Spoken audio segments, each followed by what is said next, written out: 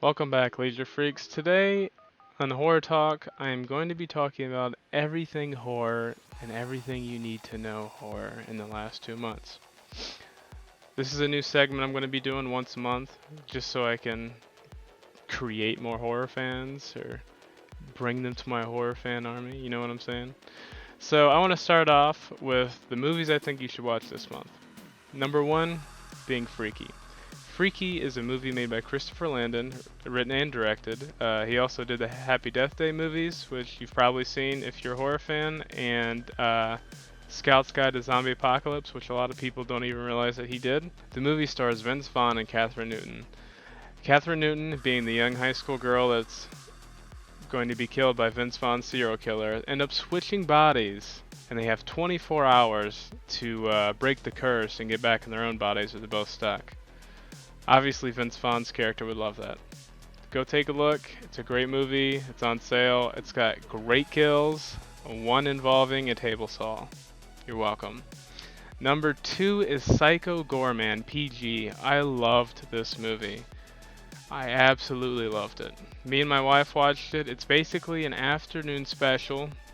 Basically like if Power Rangers was rated R and a spoof, if that makes sense.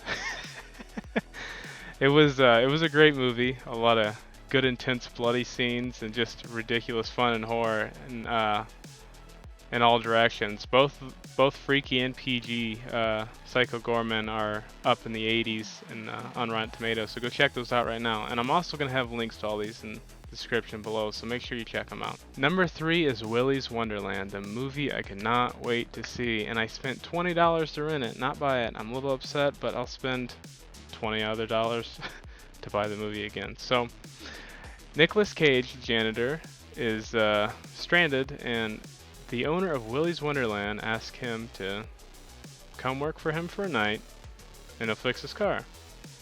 Well, what we don't know is there's demonic animatronics inside the spoofy Chuck E. Cheese. So you see Nick Cage's janitor face against them the whole night with tons of blood, tons of great practical effects that I have not seen in a while, and just nothing but a funny ass reaction to a movie that would sound bad. Like, this is the reaction to a Five Nights at Freddy's movie that's actually being made seriously. That's a kid's property. So this is our version for adults. And then the fourth film I want to talk about is In Search of Darkness Part 2. Not really a horror film, it's more of a horror documentary because it's exactly what it is. I kickstarted both of these. I loved watching the first one. That one's on Shudder right now. Number two is not up yet, I don't think. I don't know if there's any way to view that yet. But we go through a bunch of everything horror related in the 80s, from practical effects, writing, composing, and tons of interviews with people like John Carpenter and Kane Hodder, two of my favorite people. Now I want to talk about Gremlins. A Mountain Dew commercial was released this morning. Not only did it have Gizmo from Gremlins, but it had Zach Galligan. And not only that, but Gizmo was voiced by Howie Mandel again.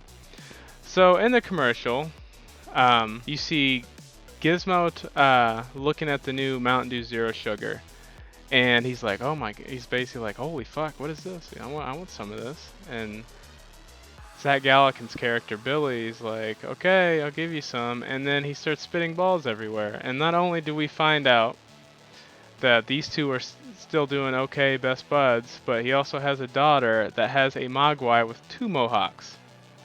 That's awesome because you see Stripe and Mohawk from the original films with the Mohawk. I don't know, it's just an awesome thing to me. Some other news about this is Chris Columbus stated last year that there's a script written for the film for a much darker version with no CGI gremlins. With HBO Max coming out, they have an original called Gremlins Secrets of the Mogwai set to release this year and to act as an animated prequel to the original films. It's supposed to be a 10-episode series. So hopefully it will be good and gain enough tension to spawn a third film. I think this commercial did a really great job because I was shocked to even see these characters even come back.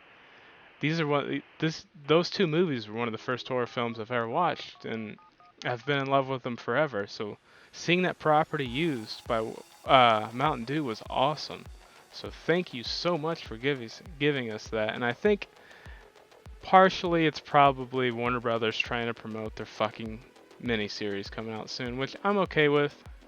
I got to see characters I love from other films from the 80s and early 90s, so thank you. Next, we are going to talk about video games. So, last month we got to see a gameplay trailer and a trailer for Capcom's new game, Resident Evil Village, which is Resident Evil 8. Now, Capcom's producer, Peter Fabiano, claims that it is the best survival horror game to date. And I kind of believe him. It might be true because 7 Biohazard was my favorite in the series. Well, 4 used to be, but 7 recreated the genre in a first-person kind of way, which I know it's not the first game with first-person, but it was the best game with first-person. And did great with the old, like, trope of a haunted house type of feel with a family that's crazy. And I don't know, it just felt really nice to play a game like that because there's not many games like that at all. But like when it comes straight down to be like survive a family of crazy people, it was cool. Outlast is a lot like that, but I don't know. I don't know if it's just so much love for the franchise or not, but I really enjoyed that game. The last thing I want to talk about is the new lawsuit that came out last month. I believe it was the 13th of last month or something like that, of Sean Cunningham going after Warner Brothers and Paramount over net profits on the franchise. So not only are we still stuck in this terrible, terrible lawsuit, we get another one that pushes us back from seeing another Friday film. But I think it's going to push it. I don't think we're going to see... No one's going to try to mess with the property when all this shit is going on. There's no way that that's even possible. But I do have some good news for you. I have a few projects that I think you guys will love if you watch them. They're Friday fan films, but they're made with so much heart and respect for the character because those people also love those movies. So, first one I'm going to talk about is Never Hike Alone and its prequel, Never Hike in the Snow. These are both made by Womp Stomp Films. Both projects are very cool and pay great attention to detail of the films from the past, even with some of the cast members from Part 6 returning. I won't spoil that part, but I think you'll love the characters that appear. And the second one you probably, and I won't even say it. The second one you probably won't recognize, but look at the cast list, and I think you guys will recognize them.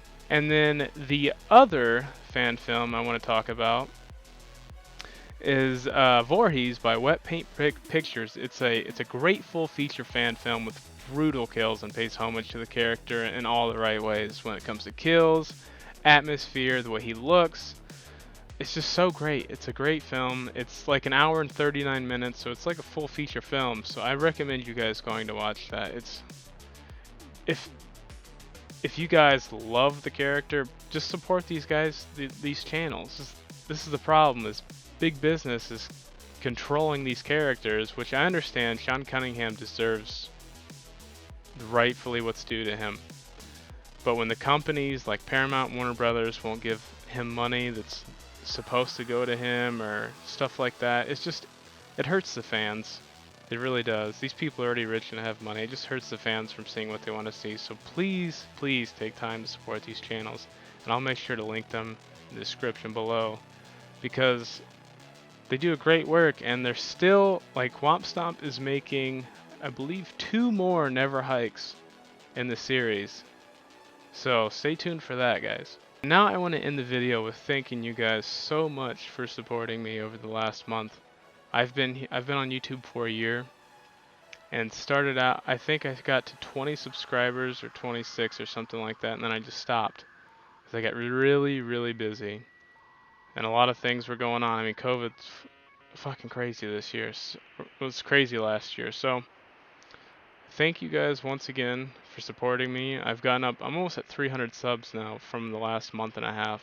So, this is awesome. I don't know if you guys like horror. I'm going to talk about everything I like pop culture. So if you guys are into pop culture in any way, just please join the community. I love talking about all this stuff. I would love for this just to be my job each and every day, is talking about dumb shit that no one else wants to talk about at my work. So thank you guys. Please like and subscribe if you're not already subscribed, and I'll see you guys in the next video. Thank you so much. Have a good day.